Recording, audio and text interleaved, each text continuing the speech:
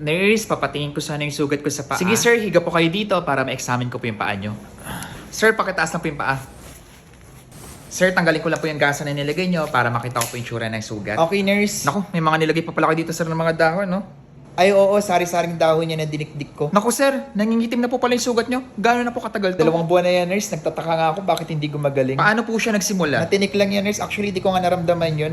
Gatuldok lang na sugat yan hanggang ngayon. Lumaki na ng ganyan. Sir, nangangamoy na rin po yung sugat nyo. May diabetes po ba kayo? Oo, nurse. Kailan po kayo sir na-diagnose na may diabetes? Mga 5 taon nang nakalipas. Ano po yung mga maintenance nyo? Nag-insulin na ako dati, nurse. May iniinom na rin ako mga gamot kaso tinigil ko lahat. Ang sakit kasi sa bulsa kaya ngayon nag-herbal na lang muna Ano ako. po yung mga pangalan sir ng mga gamot na yun? Hindi ko na maalala. Sige sir, pacheck ko na lang po muna yung blood sugar nyo ngayon. Okay, nurse. Hello doc, may patient po tayo, 50-year-old male complaining of non-healing wounds sa right foot for 2 months with foul smelling discharge na rin po doc and necrotic na rin doc yung first, second, and third digit po niya.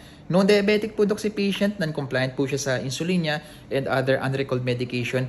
Nagpa-stat RBS po kami ngayon doc, 380 po ang result. Pakunan mo na rin ng HbA1c, pa-x-ray mo na rin yung right foot, paki-advise na rin ng admission si patient, papunta na ako. Okay doc, noted doc, salamat po.